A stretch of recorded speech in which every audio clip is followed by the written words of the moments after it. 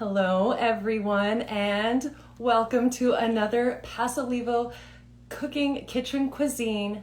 This time we are working with Sweet Lou's. I am extremely excited to work with them because if you're a local around Paso Robles, you know their food, you know their customer service, and they are making something that is off menu and especially for you guys today. So I'm Eleanor, welcome, happy Friday, and we're so excited to have you here. Sweet Lou's is a pizzeria slash everything in downtown Paso Robles, and it is just a place that families feel welcome. You can go there by yourself and feel welcome, and I'm very excited to have them here with us today. They are going to be making a Focaccia tomato sandwich that they're also teaching us how to make the focaccia on top of they're here already. It's like someone ringing the doorbell. It gets me excited. Are you here? Okay, so waiting for them, but I'm just letting you know they are teaching us how to make the focaccia on top of everything else. Hello. Wait. Oh. Hi, Eleanor. How are you today? Oh, I'm good, Ryan. Wait, there you are. Okay, there we go. Chef Ryan's here. Is that Alex in the back? Yeah, that's me. Hi, Alex in the back. Hi. All right, so we are seeing there we go. I was like, we're just seeing the goatee part right there. Okay. Hi, guys. So there's a whole lot. Yeah, we're just going to be looking at facial hair today. There's a whole bunch of background to you guys. The fact that you guys started in Visalia as a pizzeria in 2013, and then by 2017, you had gotten Small Business of the Year by the local Chamber of Commerce, and that was in Visalia. Soon thereafter that, when the owners came and kind of found Paso, that's when it started kind of bubbling up to open in Paso. But you guys didn't open in Paso, I want to say, until COVID. Isn't that, or close to it? Negative, actually. So we actually just celebrated our 1-year anniversary. Oh. Our luau. Okay. Actually, a couple months prior to that, it was in August. So August was our 1-year anniversary. So we've been a silent provider for your pizza love around here for quite a while, actually. Yeah, you know what? My brain doesn't function before COVID. Like it's taken over my life. I feel like nothing happened before that. So my math is all wrong. So the whole concept that you guys have of great pies, great service, great times, I can attest to that. I've been there for all three of those things. I love the fact that you guys are constantly thinking out of the box. The reason that the pandemic kind of sticks in my head for you guys is because I swear it made you better. Like, you guys were thinking outside of the box while everybody else was kind of in a corner hiding, and you guys are out there doing the cocktails and doing make at home pizzas, and I mean, you really just were really productive and positive during the time where everybody else needed that. So I think you guys have raised up a lot of Paso people without even knowing it. Absolutely. So we actually attest all that to you, the people of Paso, who have come here and making this whole situation possible for us. Yes, we are going to continue to do everything we can to provide you that great product all the time throughout the COVID. It's just really showed us who and what we can do as a team, and the family we've created during this time has made us even stronger to move forward to the next chapter into 2021, which is, I feel like, the year for everyone now. So we've got our eyes on the prize right now. Keep moving. Yeah, it better live up to the hype, because I mean, not that it's too hard to be better than 2020, but right. 2021 better be better. Yeah, it's what you make it, you know. Come on and get a nice slice of pizza on a bad day. I guarantee it'll pump you up. And the reason that we're doing this stuff is because you are about to teach us how to make something that sounds like we could only buy it out there, that there's no way we could do it at home, and you're about to tell us how to make focaccia at home? Is that a thing? Do It's people make definitely what focaccia we're at about home? to do. And I just have this out here to show you that you really don't even need any tools, but if you absolutely need one tool, it is going to be a whisk. But these are your tools, your finger eyeballs, everything you need is right here in your hands. Just a pair of gloves will get you through this entire process. I'm ecstatic. I'm looking forward to it. Tell us about you, Chef Ryan. Tell us, let's dive in. I don't want to steal your thunder anymore. No, please, absolutely. So yes, my name is Chef Ryan. Ryan Sandberg is my name. I grew up in San Diego, and I joined the Army right out of high school. And so I have that background with structure and development and team leading through that. I've always had a passion for teamwork and family through just life goals and having sports in my life throughout that. So being in the restaurant industry was always a passion for me, or having that knowledge of culinary. So when I got out of the Army, I came back to the States and I decided to go to culinary school using my benefits that I had acquired during the years of my Army. And I just took that and became a chef, or I was actually a cook at that time, down on the Strip in Las Vegas at a restaurant called Off the Strip Bistro, an outstanding location. It's still standing today, even through COVID. And just taking that knowledge and being just thrown into it real quick, and starting as a dishwasher and working my way up to running the kitchen that I am now, is definitely just shows perseverance. And you know, anybody can do anything they have a passion for, and that's exactly what this is for me. It is a passion. Bringing me to Paso was a small bakery back in the day, but I enjoyed the people of Paso, the employees that I worked with, and the families I created outside of my blood, you know, and it just made it so much more inviting and wanting to stay in this area. I love it. It sounds like we're all lucky to have you. So I'm thrilled that you're going to be kind of showing us your passion today. That's fantastic. And yeah, it sounds like you've, like I always say, I mean, someone who's worked and done pretty much every job in the kitchen is somebody that everybody else wants to work with, because you've been there, done that, and can kind of be there in heart as well as in leadership. So that's pretty awesome. Absolutely, yes. All right, so let's get into the yummy stuff. Let's do this. So it's very simple. There's only a few ingredients you're going to need. You're going to need 5 cups of flour. You're going to need we'll start with the dough first. 5 cups of flour, 1 packet of the active dry yeast. You want to make sure you have the active dry yeast and not instant or any other kind of dry yeast. You're going to have 2 teaspoons of honey. That is going to act as the food for the yeast once you put it in. You're going to have 2.5 cups of lukewarm water. And that's going to be basically all you need. And 6 tablespoons of kosher salt. That's giving you your flavor. That's going to give all you what you need for your dough. So we're going to start off with the 2.5 cups of warm or lukewarm water. You're going to add your yeast. And then you're going to add your honey. Your honey is going to be the 2 teaspoons. So you're going to add that in there. That's going to feed your yeast. So it's going to give your yeast is real hungry, and the sugar is what it is going to react.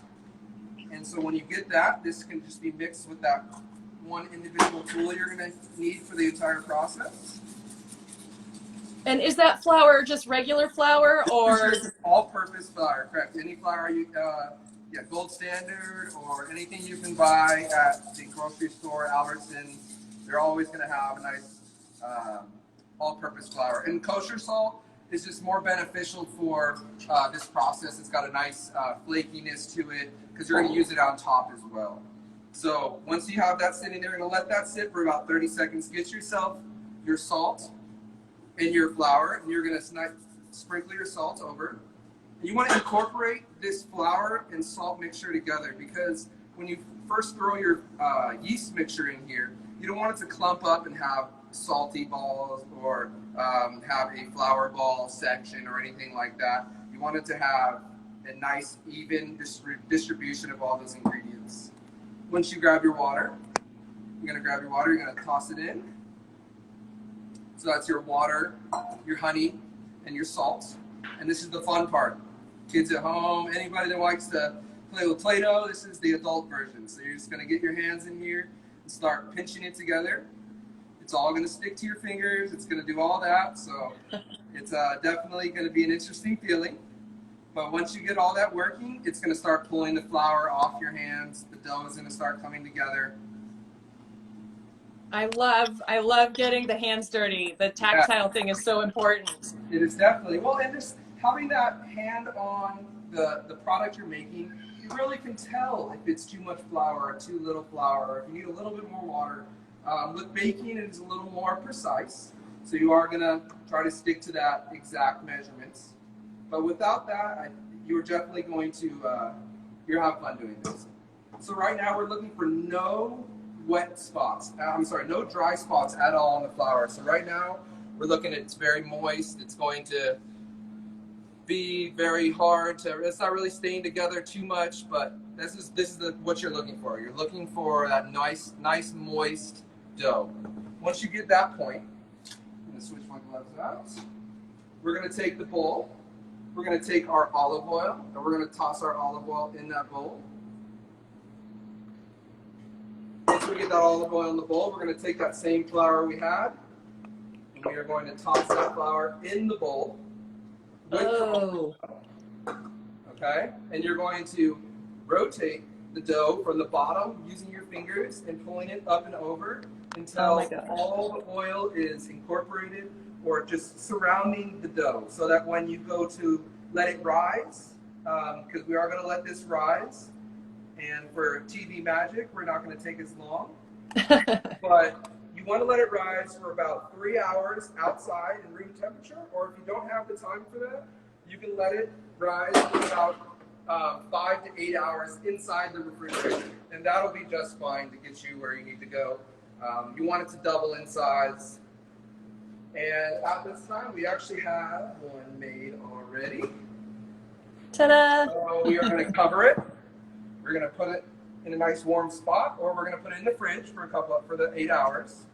Once we take that, see that it is doubled in size. You're definitely, that's what you're looking for. And that's nothing. That took no mixer, nothing special, just your hands, your gloves.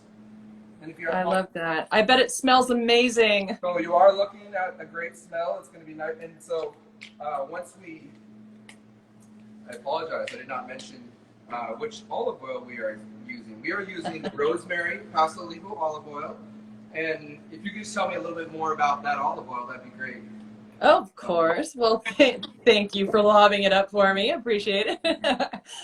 So yeah, the rosemary olive oil happens to be, I know it's like a mom, you're not supposed to have favorites, but this is my favorite of the flavored olive oils. A lot of people will say it's the basil for them, but the rosemary is fantastic. And especially this time of year, and I'm guessing that may be why you're bringing it, into the focaccia this time, because this time of year, rosemary is used for everything. I'm talking squash and potatoes and carrots, and as we get into Thanksgiving, stuffing, turkey. I mean, I put it on my popcorn. I put it as the best salad dressing, pork. I mean, it works for everything. So this is one of my favorites. Yeah, it is fantastic, and it smells amazing. So you've got that smell of that beautiful yeast on top of the rosemary olive oil. I'm guessing, my mouth would be watering right now. Yes. Okay, so we have our risen dough at this point. So we're going to take our risen dough, and we're going to make a ball type shape. So everything here is very rustic. So you're going to take your fingertips, you're going to run them down the side of the bowl, tuck your fingertips up, and you're going to tuck it over the entire dough. So you're going to do that all the way around. Oh. That's going to give you those layers of flakiness. The oil is now going to be inside the middle of the dough when it bakes. Yum. It's going to be, phenomenal. So you're going to take this, you're going to get all the inside, like I said, very rustic. So then when we get all the edges inside, we're going to turn it out into your cast iron. Once it goes into your cast iron, this is another fun part. We're going to take our fingertips and we're going to go all the way down into the dough through, all the way down to the bottom of the cast iron. So you're pressing down, leaving those signature indentions you see in most focaccias. This And is why how is it's that? made. It is not made by a machine. It is made by whoever is making its fingers. Is there a reason for that, or just It allows the bread to cook more evenly. So you're going that to get makes those sense? hot spots a little further in, and you're going to get a nice flaky, crispy, salty crust throughout as well. So you're going to have those nice layers as well as even cooking. So now that we're here, we're going to take our basil. So we have our fresh basil right here. We're going to take a lot of our basil. We're just going to stick those basil pieces into the holes. So all those little holes are going to get little basil, just like that. Very easy, very non-unformal. Take as much as this is up to you, as much or as little as you like. So we're doing a tomato, basil, garlic focaccia. So we're going to take those, put them in. All right. Now I have these fresh tomatoes. Fresh tomatoes, you can do them whole or you can slice them in half. I'm going to slice them in half.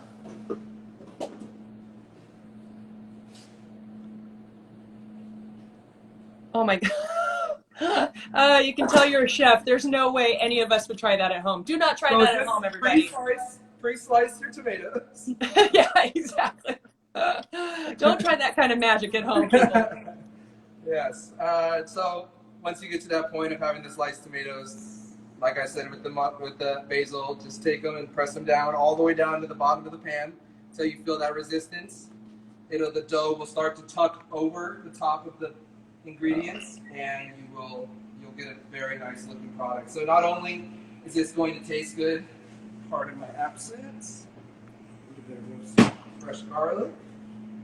Yum. And we're going to take all of that, press those in.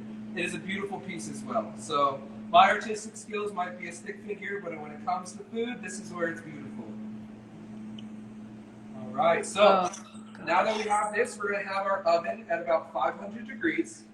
And we're going to take our focaccia just like this. We're going to toss it straight in the oven. Once you set it in the oven, we're looking for a golden brown, toasty looking top, maybe a little more than golden, but it's going to be a nice, crispy, fluffy top. So, with all the magic happening nowadays, we're going to put out our finished product. Okay, it felt like it was about 3 seconds, but I'm guessing you cooked that. So we're going to look around 20 to 25 minutes. Got it. 20 to 25 minutes is what you're looking for. So right here, this is how it has come out. We're looking for a nice, it's nice and stiff on top. It's nice and crispy. We cover it with our garlic butter. Oh man, come on. And we sprinkle it with that kosher salt. Once we cut it, sprinkle it. This right here is a fork and knife away from being a meal. So you could definitely eat this just like this with nice balsamic vinegar. This Tuscan balsamic vinegar is something I would definitely recommend. And you could definitely tell us a little more about that if you like. Yes, absolutely. The Tuscan balsamic vinegar, as we all know, made locally 2 towns over in Atascadero. It's blueberries and oregano in this. So it's got this beautiful balance of sweetness and herbal. It works across the board on salads, for dipping. This is a beautiful addition to pretty much any of our olive oils. It works really well with that rosemary. So if you bought the bundle for today and if you're making this at home, it works beautifully with that, but it works with any of the olive oils that you've purchased from us. So it is gorgeous. The people who make it are fantastic. They ditched their grown-up jobs in LA and they came to Atascadero to be organic farmers, and they have a 2-acre organic farm and grow what they can there and source the stuff that they can't grow, and it is all so gorgeous there. I mean, it's just it's made from the heart. So, and you can taste it. All of these small batch products, I feel like that's why we always lean towards that, because you can taste the heart in everything that's small batch. So yeah, that makes sense on why this would work well with that piece of art that you have on your table right there. Most definitely. I definitely like to balance that saltiness of the focaccia with the sweetness of that balsamic. It's definitely a great pairing. And that rosemary olive oil is going to be drizzled over as well, so you can't go wrong with that. Right here I have our simple but flavorful fixings for our sandwich. So right here, this is a base for anything you would like to do with a sandwich that has a little bit more flavor. If you're looking for a nice ham and cheese sandwich, this will be delicious. For today, we're going to do a caprese sandwich. So it is going to be tomatoes, mozzarella, and basil. We're going to be tossing our tomatoes in our house-made pesto, which we make in house with our basil, our pine nuts, and our olive oil, garlic. Once we get that tossed in there, we're going to let that macerate for a second. Once that goes like that, we're going to cut our focaccia down to a sandwich size.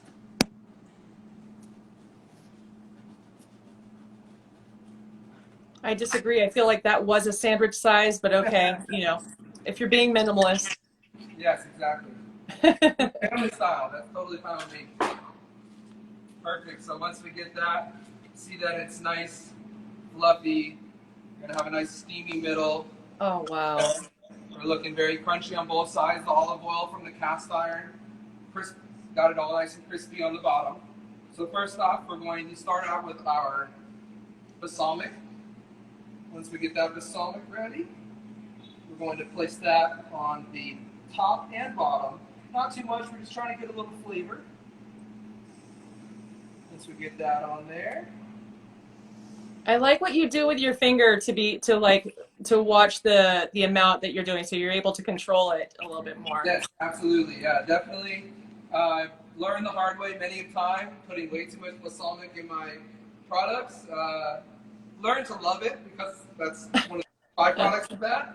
But yes, definitely a good trick.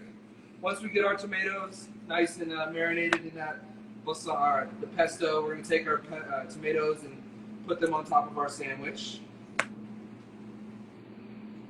Once we get those tomatoes on there, we're going to put in our mozzarella. So I like to press the mozzarella together and kind of flatten it out, because when you go to bite into a sandwich, you just don't want a big mozzarella ball, or you do, but I really enjoy to have that full distribution of all the ingredients throughout the sandwich. So once we press those out, press them on top. It's always better with more cheese. We're going to do our fresh basil.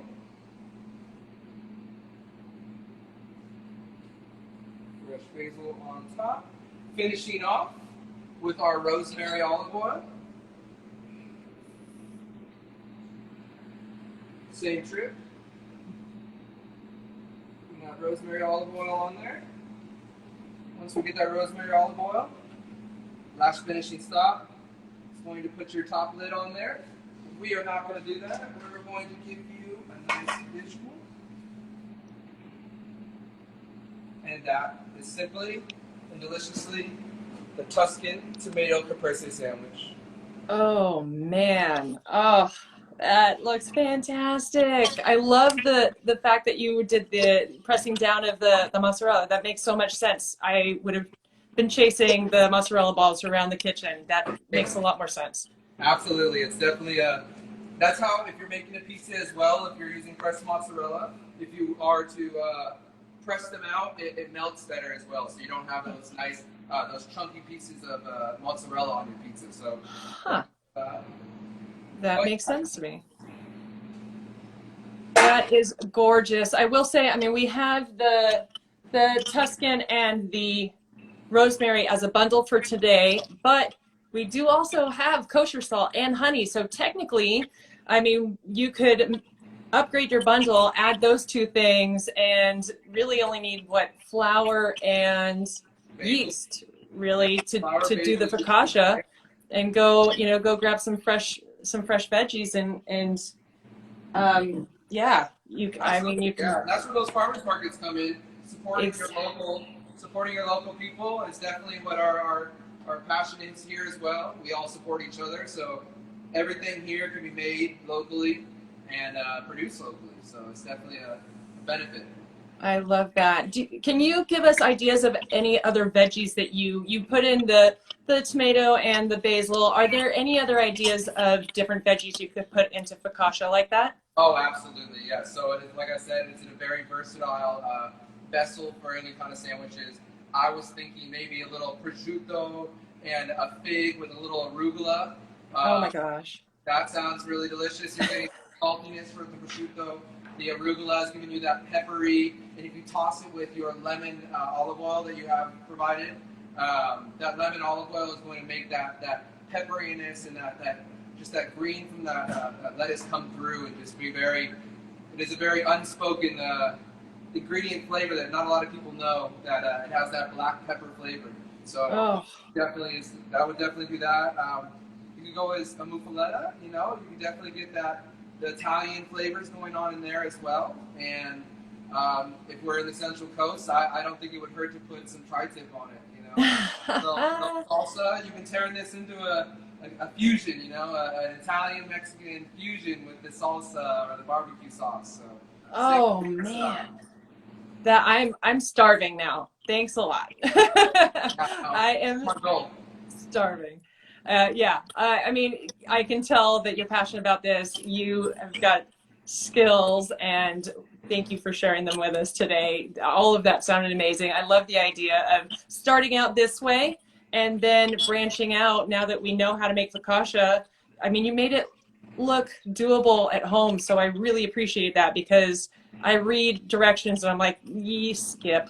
No, it's definitely intimidating. Most of the time with bread, I definitely can relate to that. I personally deal with that with breads and baking in that sense, because it's not very forgiving. So this recipe right here is very forgiving. There's not a lot of things you can do wrong.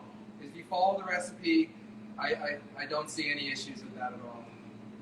That awesome. I'm excited to try this at home. Thank you so much for your time today.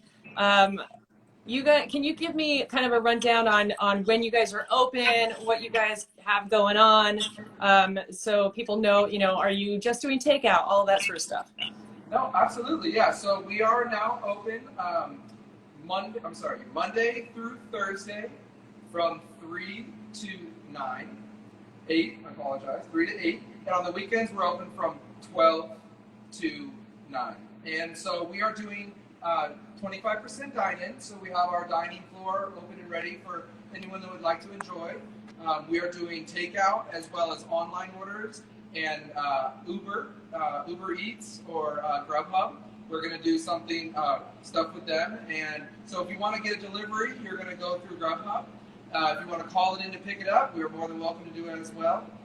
We do not have any personal delivery at the moment in-house, so Grubhub is going to be your best bet for that. But please join us. We would love to see your smiling faces. We would love to see you in here and enjoying the great beer, the great service, and the great food. It's definitely something we want to share with you, and you can definitely see new things every week. We're trying to do new specials every week, so if you want to know what those specials are, come and check us out. Yeah, and definitely, I mean, you guys have been very active on Instagram, so I would suggest everybody hop on their Instagram and follow you guys, because you guys do post what's coming up. You post some total food porn pictures. You really kind of update us continuously on what's going on with you guys. So it's a good way to keep your finger on the pulse for Sweet Lou's to follow you guys on Instagram too. Absolutely, it definitely takes a village. Definitely attribute the Instagram and all the organization that we have going on here to Alex and Andrew, who are managers and our assistant managers. We couldn't do it without them. So it's definitely something that, with all of us together, we definitely have made this, like I said, I keep saying it, a family. And we rely on each other, but we also know who our strengths are, and that's why you see the Instagram looking the way it does. You see the inside of the restaurant looking the way it does, because we have real true passion for what we do. This is not just a job for us. I can absolutely attest to that. I think you feel it the minute that you walk in. So yeah, I completely attest to that. You guys are fantastic. So I'm really pleased that we got to have you on. You kind of spoke to this this is what this is all about, is kind of being Paso strong and making sure that we are elevating our neighbors and, you know, those of us around us. So I'm thankful you guys were able to do this and kind of handhold us with this recipe because it looks fantastic. So thank you so much for that. I appreciate it. Thank you, Alex, from back there. You're welcome. So I'm going to talk a little bit about next week. You guys at ease, you can sit down, enjoy that beautiful sandwich, take a picture of it, post it on Instagram before you do. But after that, thank you so much. And hopefully we'll see you guys logging on to watch us next week.